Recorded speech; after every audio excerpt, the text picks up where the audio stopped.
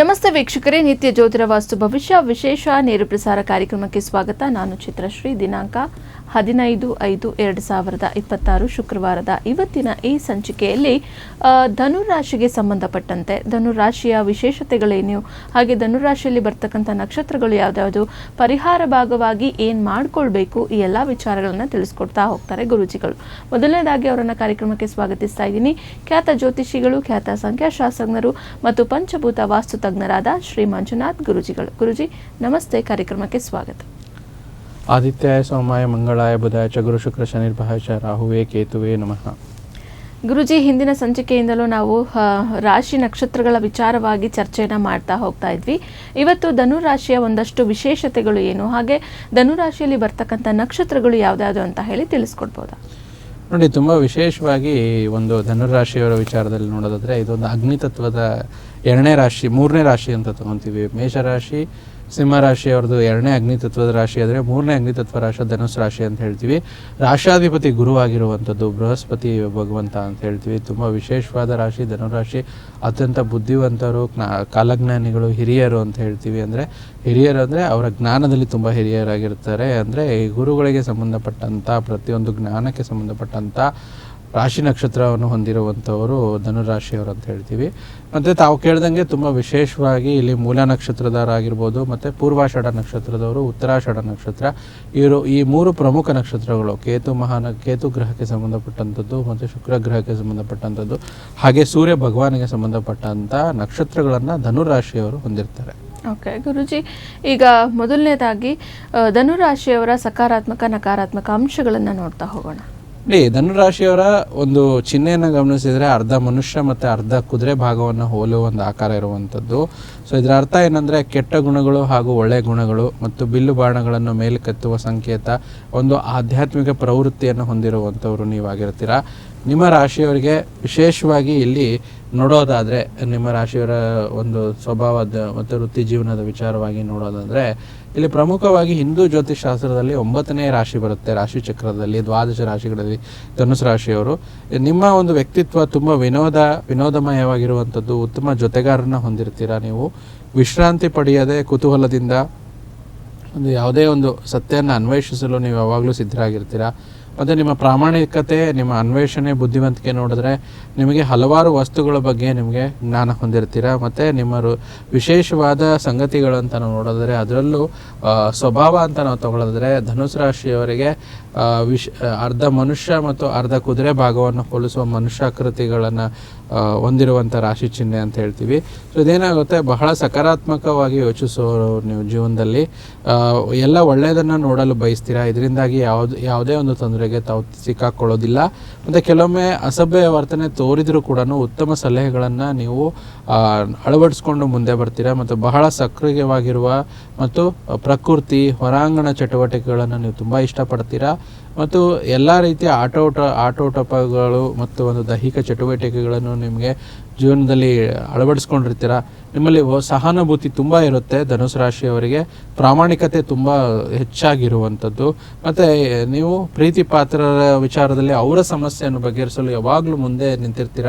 ಅದೊಂದು ಒಳ್ಳೆಯ ವಿಚಾರ. ಮತ್ತು ಯಾವುದೇ ಪ್ರೀತಿ ಪ್ರೇಮ ಸಂಬಂಧಗಳ ವಿಚಾರವಾಗಿ ತುಂಬಾ ನಿಷ್ಠಾವಂತರಾಗಿರ್ತೀರ. ಸಂಗಾತಿಯೊಂದಿಗೆ ಖುಷಿಯಿಂದ ಕಾಲ ಕಳೆಯಲು ಬಯಸುವಂಥವರು, ಮತ್ತು ಇಂದ್ರಿಯಗಳ ಸುಖಿಯನ್ನು ಬಯಸುವಂಥವರು, ಮುಕ್ತ ಹೃದಯ ಮತ್ತು ಏನನ್ನು ಮಾಡಲು ಸಿದ್ಧವಿರುವ ಒಂದು ಸಂಗಾತಿಯನ್ನು ತಾವು ಪಡ್ಕೊಂಡಿರ್ತೀರ. ಇದು ಒಂದು ಸಂಬಂಧಗಳ ವಿಚಾರವಾಗಿ. ಆದರೆ ಆರೋಗ್ಯದ ವಿಚಾರದಲ್ಲಿ ಧನುಸ್ ರಾಶಿಯವರು ಆರಂಭದ ಜೀವನದಲ್ಲಿ ಸ್ವಲ್ಪ ಆರೋಗ್ಯದ ಸಮಸ್ಯೆಗಳನ್ನು ಕಾಣಿಸುತ್ತೆ. ಆದರೆ ಅತಿಯಾದ ಭೋಗಕ್ಕೆ ಗುರಿಯಾಗಿ ಸ್ವಲ್ಪ ಆರೋಗ್ಯ ಸಮಸ್ಯೆ ನಿಮಗೆ ಕಾರಣವಾಗ್ಬೋದು. ಸ್ವಲ್ಪ ಸೊಂಟ, ತೊಡೆ, ಹೊಟ್ಟೆ, ಕಾಲಿಗೆ ಸಂಬಂಧಪಟ್ಟಂಥ ಸಮಸ್ಯೆ ಉಂಟಾಗ್ಬೋದು. ಹೆಚ್ಚು ಏನಾದರೂ ಮದ್ಯಪಾನಿಗಳಾಗಿದ್ದರೆ ಕೊಬ್ಬಿನ ಅಂಶ, ಆಹಾರ ಸೇವನೆ ಸ್ವಲ್ಪ ನಿಲ್ಲಿಸ್ಬೇಕು. ನೀವು ಉತ್ತಮ ಜೀವನ ಶೈಲಿ ಅಳವಡಿಸ್ಕೊಂಡ್ರೆ ನಿಮಗೆ ರಕ್ತೊತ್ತಡ ಸಮಸ್ಯೆ, ಯಕೃತ್ತಿನ ಸಮಸ್ಯೆ ತಪ್ಪಿಸ್ಬೋದು. ಮತ್ತು ಯಾವುದೇ ರೀತಿ ಒಂದು ಸಕ್ಕರೆ ಕಾಯಿಲೆ ಅಂತ ನಾವೇನು ಹೇಳ್ತೀವಿ, ಆ ಡಯಾಬಿಟೀಸ್ ಕೂಡ ಇವರಿಗೆ ಸ್ವಲ್ಪ ಜಾಸ್ತಿ ಇರುವಂಥದ್ದು ಆರೋಗ್ಯದ ವಿಚಾರದಲ್ಲಿ ಅಂತ ಹೇಳ್ತೀವಿ. ಮತ್ತು ವೃತ್ತಿ ಜೀವನದಲ್ಲಿ ಧನುಸ್ ರಾಶಿಯವರಿಗೆ ಗುರಿ ಸಾಧಿಸಲು ಇವರು ಒಂದಲ್ಲ ಎರಡು ಬಾರಿ ಯೋಚಿಸ್ತಾರೆ. ಬುದ್ಧಿವಂತಿಕೆಯಿಂದ ಮುಂದುವರಿತಾರೆ ಮತ್ತು ಹಾಸ್ಯ ಪ್ರಜ್ಞೆಯಿಂದ ಕೆಲಸದ ವಾತಾವರಣ ಉತ್ಸಾಹಭರಿತವಾಗಿ ನಿರ್ಮಾಣ ಮಾಡ್ಕೊತಾರೆ. ಮತ್ತು ಯಾವುದೇ ಒಂದು ಕೆಲಸ ಕೆಲಸವನ್ನು ಅಷ್ಟೊಂದು ಲಘುವಾಗಿ ಇವರು ತೆಗೆದುಕೊಳ್ಳೋದಿಲ್ಲ. ಎಷ್ಟೇ ಸವಾಲಾಗಿ ಎದುರಾದರೂ ಕೂಡ ಕೊನೆಯವರೆಗೆ ಬಿಟ್ಟು ಕೊಡೋದನ್ನೇ ಹೋರಾಡಿ ಆ ಕೆಲಸವನ್ನು ಮಾಡಿ ಮುಗಿಸುವಂಥವ್ರಾಗಿರ್ತಾರೆ.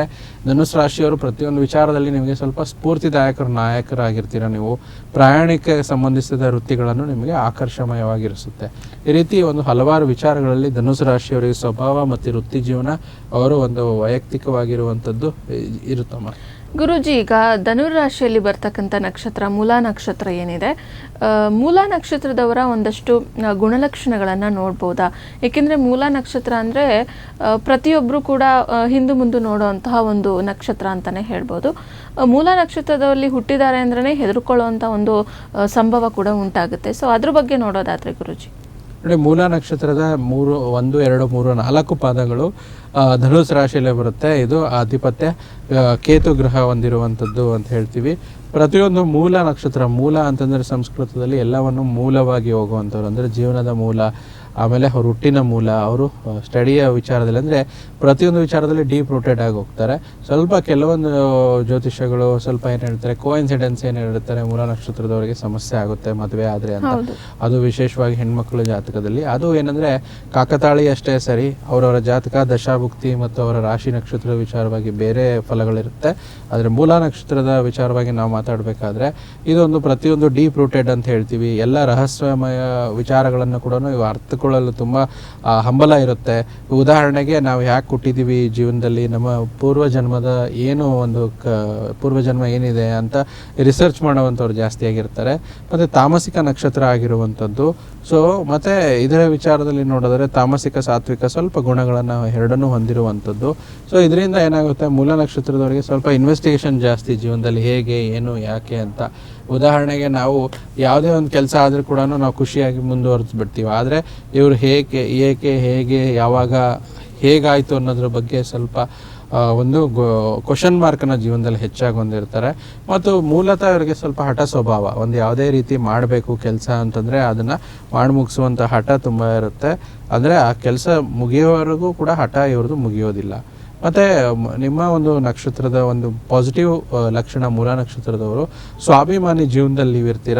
ಆದರೆ ಅದೇ ಸ್ವಾಭಿಮಾನ ಸ್ವಲ್ಪ ಅಹಂಕಾರಕ್ಕೂ ಕಾರಣ ಆಗ್ಬೋದು. ಅದರಿಂದ ನೀವು ಇತರರ ಮಾತು ಕೇಳದೇ ಇರ್ಬೋದು. ಅದನ್ನು ಇವರು ಒಂದು ಸ್ವಲ್ಪ ಈಗೋ ಜನ ಅಂತ ಅನ್ಸ್ಕೊತಾರೆ. ಯಾಕಂದರೆ ಇತರ ಮಾತು ಕೇಳದೇ ಇರೋದ್ರಿಂದ ಒಂದು ಈ ಮೂಲ ನಕ್ಷತ್ರದವರಿಗೆ. ಮತ್ತು ಇವರು ಸಕಾರಾತ್ಮಕ ಅಂಶ ಅಂದರೆ ಬಹಳ ಮುಖ್ಯವಾಗಿ ಇವರು ಪ್ರತಿಯೊಂದು ದೊಡ್ಡ ಜವಾಬ್ದಾರಿಗಳನ್ನು ಸಿಂಪಲ್ ಆಗಿ ನಿಭಾಯಿಸುವಂಥವ್ರಾಗಿರ್ತಾರೆ, ಬೇಗ ಮಾಡಿ ಮುಗಿಸುವಂಥವ್ರಾಗಿರ್ತಾರೆ.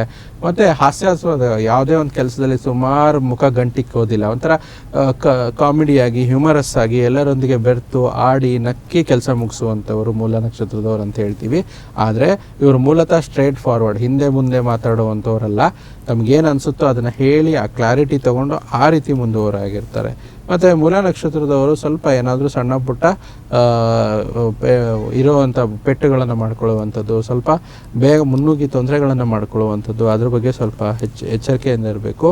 ಆದರೆ ಸ್ವಲ್ಪ ನೆಗೆಟಿವ್ ಅಂಶ ಏನಂದರೆ ತುಂಬ ಕೋಪ ಬಂದರೆ ಯಾವುದೇ ವಸ್ತು ಇದ್ದರೆ ಸ್ವಲ್ಪ ಬೇಗ ಆ ವ್ಯಕ್ತಿ ಆ ಒಂದು ವಸ್ತುಗಳನ್ನು ಕೆಡಿಸುವಂಥದ್ದು, ಮುರಿದು ಹಾಕುವಂಥದ್ದು, ಆ ರೀತಿ ಒಂಥರ ಕೆಟ್ಟ ಕೋಪ ಅಂತ ಹೇಳ್ತೀವಲ್ಲ ಮೂಲ ನಕ್ಷತ್ರದವರಿಗೆ, ಇದು ಒಂದು ಸ್ವಲ್ಪ ನೆಗೆಟಿವ್ ಆಗಿ ಕಾಣುತ್ತೆ. ಮತ್ತು ಇವರು ಪ್ರತಿಯೊಂದು ವಿಚಾರದಲ್ಲಿ ಮೂಲ ಅಂತಂದರೆ, ಈಗ ಒಂದು ವ್ಯಕ್ತಿಯ ಮೂಲ ಎಲ್ಲಿಂದ ಬಂದರು ಅಂತ, ಮೂಲ ಅಂದರೆ ಅದು ಬೇಸ್ ಅಂತ ತಗೊತೀವಿ. ಅದೇ ರೀತಿ ಇವರು ಪ್ರತಿಯೊಂದು ವಿಚಾರದಲ್ಲಿ, ಇವರು ಕೆಲಸದ ಸ್ಥಳದಲ್ಲಿ ಆಗಿರ್ಬೋದು, ಪರ್ಸನಲ್ ಲೈಫು, ಪಬ್ಲಿಕ್ ಲೈಫು, ಪ್ರತಿಯೊಂದು ಬ್ಯಾಕ್ಗ್ರೌಂಡ್ ಇವ್ರು ತೊಗೊತಾರೆ. ಸೊ ಅದಕ್ಕೆ ಪ್ರತಿಯೊಂದು ವಿಚಾರದ ಮೂಲ ಅಂಶಕ್ಕೆ ಇವರು ಹೋಗೋಕ್ಕೆ ಇಷ್ಟಪಡ್ತಾರೆ. ಅದಕ್ಕೆ ಹೆಸರೇ ಹೇಳ್ದಂಗೆ ಮೂಲ ನಕ್ಷತ್ರದ ವಿಚಾರವಾಗಿ ಇವರು ತುಂಬ ಚೆನ್ನಾಗಿರ್ತಾರೆ. ಈ ರೀತಿ ಒಂದು ರಿಸರ್ಚ್ ಇರೋದ್ರಿಂದ ಇವರು ಒಂದು ಒಳ್ಳೆ ಖಗೋಳಶಾಸ್ತ್ರಜ್ಞರಾಗಿರ್ಬೋದು, ಒಂದು ರಿಸರ್ಚ್ ಓರಿಯೆಂಟೆಡ್ ಸೈಂಟಿಸ್ಟ್ ಆಗಿರ್ಬೋದು. ಸೊ ಇದರಲ್ಲಿ ತುಂಬ ಆಸಕ್ತಿ ರುಚಿಯನ್ನು ಹೊಂದಿರ್ತಾರೆ. ಮತ್ತು ಇವರು ಸ್ವಲ್ಪ ಒಳ್ಳೆಯ ವಿಚಿತ್ರವಾದ ಒಂದು ಒಳ್ಳೆಯ ಖಾದ್ಯಗಳನ್ನು ಇವರು ತಿನ್ನೋಕ್ಕೆ ತುಂಬ ಇಷ್ಟಪಡ್ತಾರೆ. ಅಂದರೆ ಈಗ ಮೂಲ ಭೂಮಿ ಕೆಳಗಡೆ ಬೆಳೆದಿರುವಂಥದ್ದು ಏನೇನು ಬೆಳೆಯುತ್ತೆ, ಆಲೂಗಡ್ಡೆ ಇರುತ್ತೆ, ಮತ್ತು ಗೆಣಸು, ಮತ್ತು ಕ್ಯಾರೆಟು, ಜಿಂಜರು, ಈರುಳ್ಳಿ, ಈ ಥರ ಎಲ್ಲ ವಸ್ತುಗಳನ್ನ ತಿನ್ನೋಕ್ಕೆ ತುಂಬ ಇಷ್ಟಪಡ್ತಾರೆ. ಅದರಲ್ಲೂ ಭೂಮಿಯ ಕೆಳಗಡೆ ಇರುವಂಥ ಅಂಶದ್ದು ಇವರಿಗೆ ತುಂಬ ಚೆನ್ನಾಗಿರುತ್ತೆ. ಮತ್ತು ಇವರು ತುಂಬ ಬೇಗ ನಿರ್ಧಾರಗಳನ್ನು ತೆಗೆದುಕೊಳ್ಳುವಂಥದ್ದು, ಅದರಿಂದ ಇವ್ರಿಗೆ ಒಳ್ಳೆಯದಾಗುವಂಥದ್ದು ಅಂತ ಹೇಳ್ತೀವಿ. ಅದರಲ್ಲೂ ಕೂಡ ಈ ಮೂಲ ನಕ್ಷತ್ರದಲ್ಲಿ ಏನಾದ್ರು ಶುಕ್ರ ಗ್ರಹ ಗೋಚಾರ ಆದರೆ ಈ ರಿಲೇಷನ್ಶಿಪ್ ವಿಚಾರವಾಗಿ ಬ್ರೇಕಪ್ ಆಗುವಂಥದ್ದು ಮತ್ತು ಕಿರಿಕಿರಿಗಳಾಗುವಂಥದ್ದು ಅಂತ ನಾವು ನೋಡ್ತಾ ಬರ್ತೀವಿ. ಮತ್ತು ಇವರು ಸ್ವಲ್ಪ ಆದಷ್ಟು ಪ್ರತಿಯೊಂದು ವಿಚಾರದಲ್ಲಿ ಏನೇ ಒಂದು ಅಂಶಗಳನ್ನು ಬೇಗ ಆದಷ್ಟು ಮಾಡಿ ಮುಗಿಸ್ಬೇಕು ಅನ್ನೋ ಒಂದು ವಿಚಾರದಲ್ಲಿ ಇವರಿಗೆ ಆಸಕ್ತಿ ಇರುತ್ತೆ. ಮತ್ತು ಈ ಮೂಲ ನಕ್ಷತ್ರದವರು, ಮತ್ತು ಉದಾಹರಣೆಗೆ ನಾನು ಮಿಥುನ ರಾಶಿಯಲ್ಲಿ ಆರ್ದ್ರ ನಕ್ಷತ್ರದ ಬಗ್ಗೆ ಮಾತಾಡಿದ್ದೆ.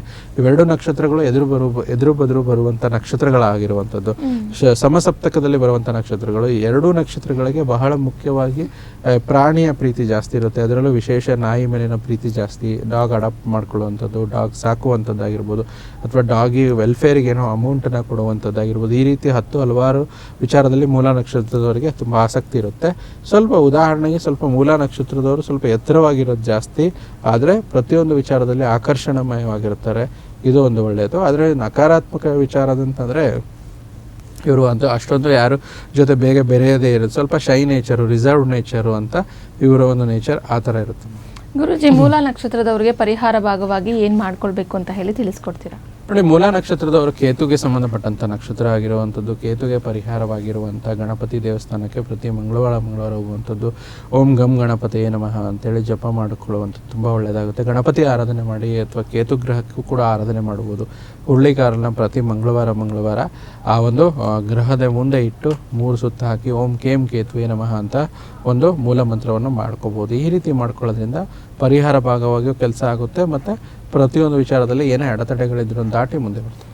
ಗುರುಜಿ, ಇಷ್ಟೊತ್ತು ಕೂಡ ನಮ್ಮ ಜೊತೆ ಇದ್ದು ಧನುರಾಶಿಯಲ್ಲಿ ಬರ್ತಕ್ಕಂಥ ನಕ್ಷತ್ರಗಳು ಮತ್ತು ಅವರ ಒಂದು ವಿಶೇಷ ಗುಣಲಕ್ಷಣಗಳ ವಿಚಾರವಾಗಿ ನಮ್ಮ ವೀಕ್ಷಕರಿಗೆ ತಿಳಿಸ್ಕೊಟ್ಟಿದ್ದಾರೆ. ಗುರುಜಿ, ಧನ್ಯವಾದಗಳು. ಸರ್ವೇ ಜನೋ ಸುಖಿನೋ ಭವಂತು, ಸಮಸ್ತ ಸನ್ಮಂಗಳಾನಿ ಭವಂತು. ವೀಕ್ಷಕರೇ, ಇವತ್ತಿನ ಈ ಸಂಚಿಕೆಯನ್ನು ಇಲ್ಲಿಗೆ ಮುಗಿಸ್ತಾ ಇದ್ವಿ. ಮತ್ತೊಂದು ಸಂಚಿಕೆಯಲ್ಲಿ ಸಿಗೋಣ. ನೋಡ್ತಾ ಇರಿ ಪ್ರಗತಿ ಟಿವಿ, ಇದು ನಿಮ್ಮಿಂದ ನಿಮಗಾಗಿ.